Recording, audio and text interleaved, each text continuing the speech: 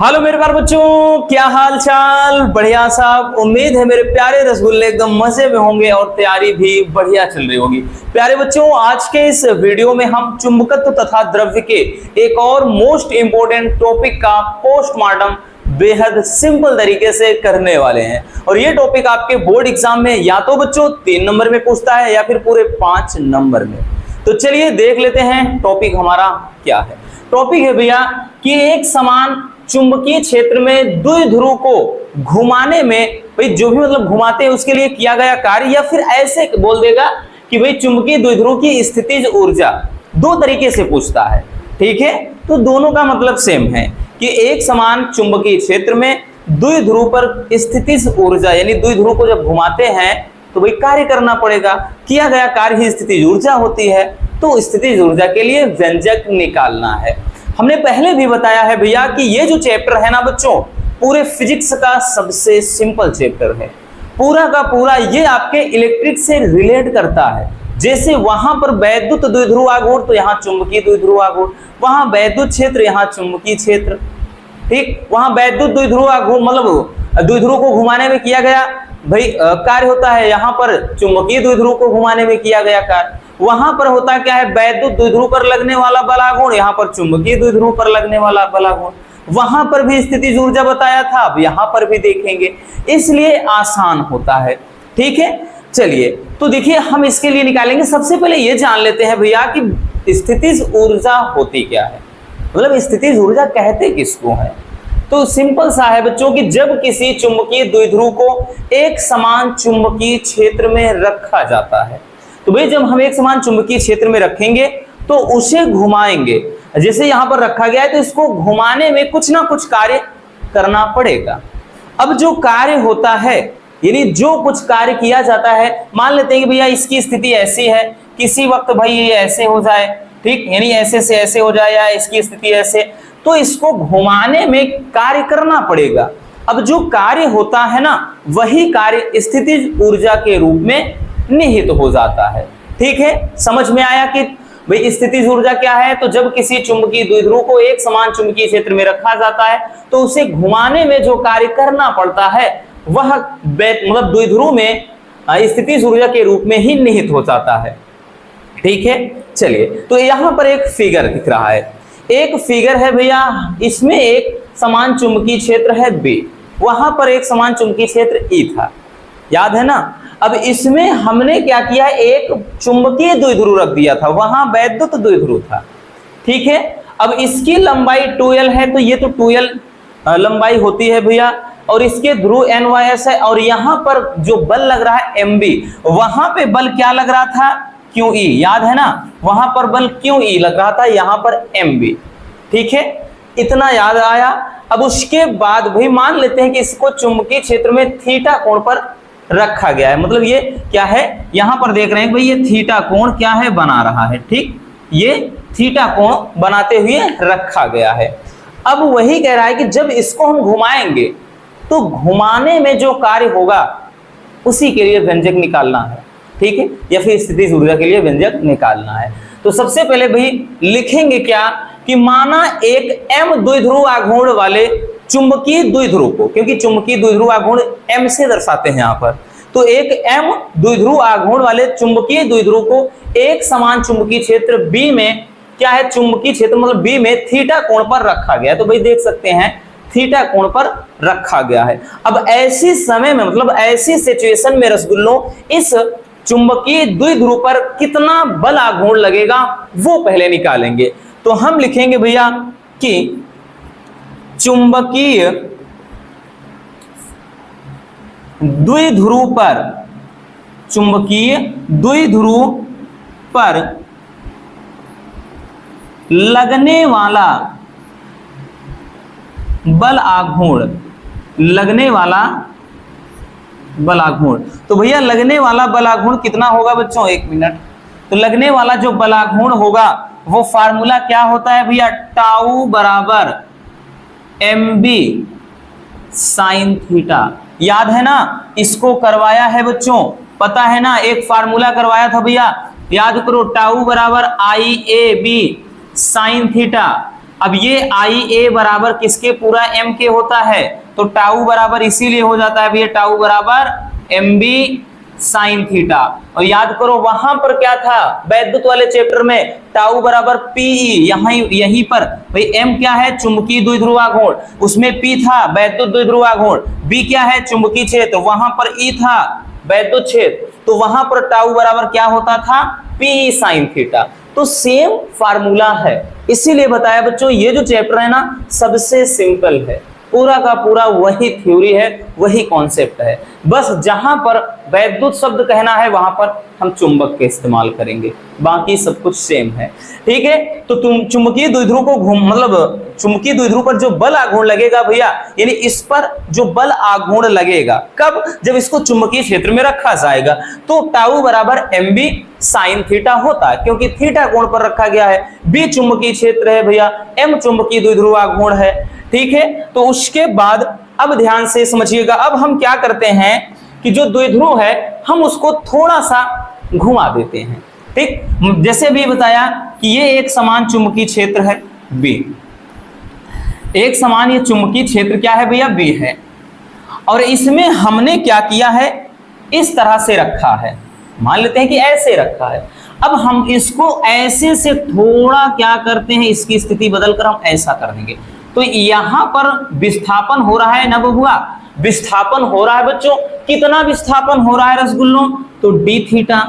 अब इसको इतना घुमाने में काम भी कुछ करना होगा, कितना कार्य करना होगा, तो भैया वो हो जाएगा डी डब्ल्यू। तो ये सारी बेसिक चीजें हैं। तो हम क्या करते हैं, ये जो चुंबकीय द्विध्रुव है इसको हम मान लेते हैं सूक्ष्म विस्थापन, यानी थोड़ा सा ना के बराबर सूक्ष्म विस्थापन डी थीटा तक अगर हम विस्थापित कर दें तो ऐसी अवस्था में जो कार्य करना होगा हम वो निकालेंगे।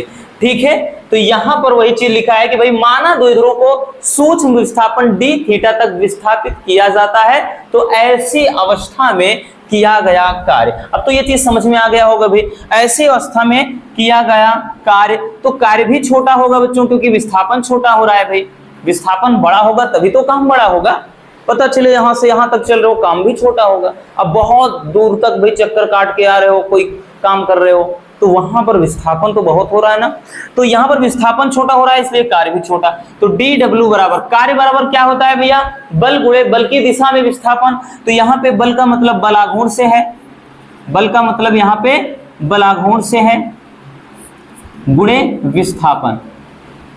ठीक, तो ये चीज हो जाएगा, तो एक बार इसे फार्मूला ही लिख देते हैं। ठीक, तो ये हो गया कार्य बराबर बल आघूर्ण गुणे विस्थापन, वैसे कार्य बराबर बल गुणे विस्थापन होता है, बट यहाँ पर बल आघूर्ण निकाले हैं तो वो चीज हम रखेंगे भाई। तो ये देखिए अब कार्य क्या है बच्चों डी डब्ल्यू है भैया, डी डब्ल्यू बराबर बच्चों बल आघूर्ण क्या है टाउ है, विस्थापन क्या है तो भाई डी थीटा है, इसको पूरा का पूरा तोड़ेंगे बच्चों तो डी डब्ल्यू बराबर क्या हो जाएगा भैया, टाउ का मतलब क्या है, टाउ बराबर एम बी साइन थीटा, अभी देखा है, इंटू डी थीटा, टाउ बराबर M B sine theta into D theta.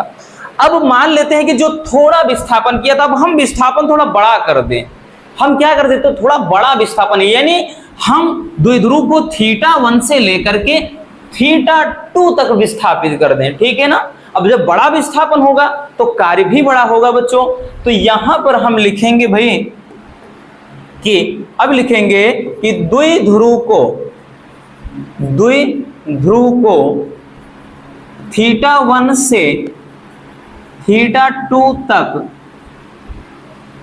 विस्थापित करने में या ले जाने में, विस्थापित करने में किया गया कार्य। अब जब कार्य भी हमने बताया विस्थापन बड़ा होगा बच्चों तो कार्य भी बड़ा हो जाएगा, तो ये जो डी है हट जाएगा, ओनली डब्ल्यू हो जाएगा, और यहां पर समाकलन लग जाएगा क्योंकि थीटा 1 से थीटा 2 ले जा रहे हैं, तो ये थीटा 1 अप्रोच टू थीटा 2 हो जाएगा। अब उसके बाद भैया ये चीज जो है पूरा छाप लेना और बच्चों M B sine theta into D theta. अब देखिए एम बी है तो भाई इसका तो समाकलन होगा नहीं, ठीक, ये जो थीटा है तो थीटा के सापेक्ष इसका ही होगा, तो एम बी को अपन बाहर कर लेंगे। ठीक, mb को क्या करेंगे बच्चों, बाहर कर लेंगे। तो इसको अपन लिख सकते हैं भैया w बराबर mb को हम बाहर निकाल लेंगे, समाकलन θ1 अप्रोच टू θ2, यहां पे क्या हो जाएगा only sign theta into D theta. अगर आपको पता हो, भाई नहीं भी पता है डोंट वरी, हम है ना, समाकलन में एक सूत्र होता है बच्चों, समाकलन साइन x बराबर या समाकलन साइन थीटा बराबर, ऐसे लिख लें sign theta into D theta, अगर हो तो होता है माइनस कॉस थीटा, ठीक है ना। इसका क्या होता है, माइनस कॉस थीटा होता है, तो इसको याद रखना बच्चों, ठीक। तो यही चीज हम इसमें अप्लाई कर देंगे, ठीक। तो ये क्या हो जाएगा भैया, W बराबर ये एम भी रहेगा आपका, ठीक। साइन थीटा का कितना होता है, माइनस का कॉस थीटा, ठीक। लिमिट क्या है बच्चों, θ1 अप्रोच टू θ2, यानी θ1 से θ2 तक लिमिट आपकी रहेगी, इसमें कोई बदलाव नहीं होगा। अब यहां से एक फार्मूला और भी जुड़ जाता है, upper limit minus lower limit, ठीक होता है भैया। जैसे कोई चीज x है, याद रखना बच्चों, चूंकि ये फार्मूला लिख दे रहे हैं, अगर भैया यहाँ पे b है, a से b है, तो ऐसे केसेस में क्या होता है, अपर लिमिट यानी एक बार x के स्थान पे, यही चीज एक बार x के स्थान पे नीचे, यानी upper limit minus lower limit, ये चीज हो जाता है, याद रखना बच्चों, ठीक है। तो ये समाकलन के कुछ कॉन्सेप्ट हैं, तो दिक्कत होनी नहीं चाहिए। तो ये क्या हो जाएगा बच्चों, W बराबर, एक मिनट, ये W बराबर हो जाएगा भैया MB। अभी हमने क्या कहा, अपर लिमिट, मतलब एक बार माइनस यहाँ पे कॉस थीटा के स्थान पे कॉस θ2, अब उसके बाद ध्यान देना माइनस होता है लोअर लिमिट, तो अपर लिमिट का मतलब ये चीज है, अब उसके बाद ये माइनस लगा है, ठीक। माइनस तो ये सूत्र वाला है, अब यहां पर भी तो एक चीज है ना भैया, यहां पर भी तो ये माइनस है, क्योंकि अगर हम इसको माइनस से अंदर गुणा कराएंगे तो फिर माइनस करेंगे तो ये चीज प्लस हो जाएगा, तो ये हो जाएगा कॉस कितना θ1, इतना हो जाएगा। अगर आपको जिसे ना पता हो तो आप माइनस यहां पर निकाल लीजिए, फिर आप डायरेक्ट लगा सकते हैं, ठीक है। समझिए, एक मिनट, ऐसे में अगर आपको दिक्कत हो रही हो भाई, एक मिनट, अगर आपको दिक्कत हो रही हो तो एक बार और लिख देते हैं, नहीं ऐसे में थोड़ा कुछ स्टूडेंट को प्रॉब्लम हो जाएगी। देखिए हम क्या करते हैं, माइनस का MB बाहर कर लेते हैं, ठीक है, अब समझ में आ जाएगा। अपर लिमिट यानी कॉस θ2 माइनस लोअर लिमिट यानी कॉस θ1, ऐसे हो जाएगा। अब समझ में आया ना कि भाई हमने क्या किया है, इस वाले माइनस को यहां पर रख लिया है, तो अब इस वाले माइनस से मतलब नहीं है, तो अपर लिमिट यानी कॉस θ1 माइनस ये सूत्र वाला लोअर लिमिट यानी कॉस ये θ1, ठीक, ये θ2 θ1।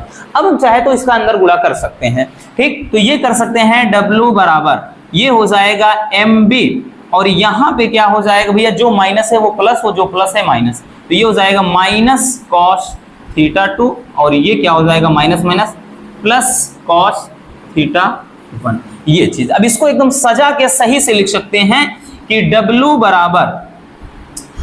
बराबर क्या हो जाएगा MB, और ये कोष्टक में लिख सकते हैं cos θ1 माइनस cos θ2, ये θ1 वाला पहले लिख दिया, θ2 वाला अब ये बाद में, तो ये क्या हो जाता है, W हो जाता है।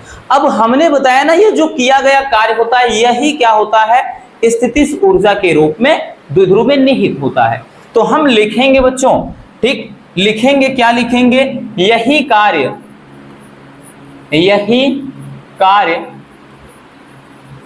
द्विध्रुव में, किसमें, चुंबकीय द्विध्रुव में स्थितिज ऊर्जा के रूप में निहित होता है।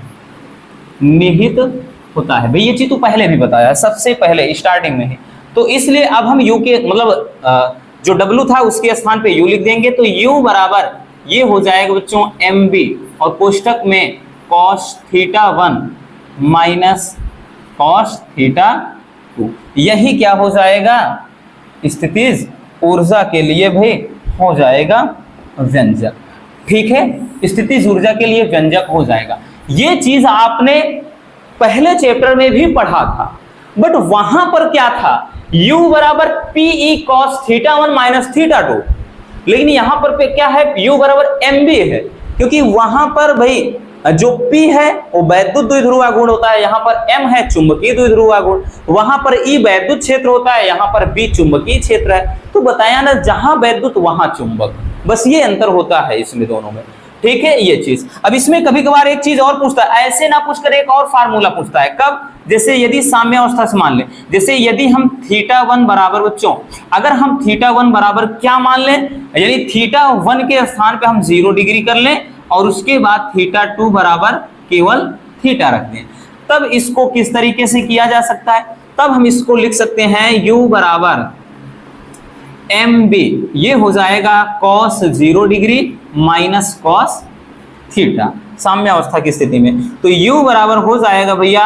mb, और यहां पर cos 0 डिग्री का मान 1 और ये कितना cos थीटा, तो 1 माइनस cos थीटा।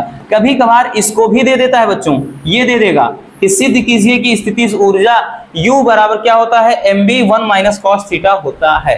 अब न्यूमेरिकल भी इस पे बनते हैं भाई, जो कुछ दिया रहेगा θ1 बराबर दिया रहेगा, θ2 बराबर दिया रहेगा, तो उसी के अकॉर्डिंग हम क्या करेंगे, इसको सॉल्व करेंगे, ठीक है। तो ये हो जाता है आपका मेन वाला भैया फार्मूला ये है। बाकी ये अगर कब कुछ कंडीशन अप्लाई होती है, यदि θ1 बराबर 0, θ2 बराबर थीटा रख दें, देन ऐसे केसेस में फार्मूला आपका ये बन जाता है। आई बात समझ में, है ना मजेदार, है ना सिंपल, बहुत आसान है भैया। चलिए स्क्रीनशॉट कर लीजिए बच्चों, हो गया बच्चों, चलिए इसको भी कर लीजिए भाई, और ये आपका लास्ट वाला रहा, ठीक। तो बस आज के इस वीडियो में इतना ही। उम्मीद है मेरे प्यारे रसगुल्लों को ये टॉपिक अच्छे से समझ में आ गया होगा। अगर वीडियो पसंद आए हो तो भाई प्यार से एक लाइक जरूर कर देना, और नए है तो चैनल को सब्सक्राइब जरूर कर लीजिए, ताकि ऐसे मजेदार टॉपिक आप तक रेगुलर पहुंचते रहे। मिलते हैं शानदार टॉपिक के साथ, love you, bye bye, take care. और हाँ, एक प्यारा सा कमेंट बॉक्स में छोड़ दीजिएगा।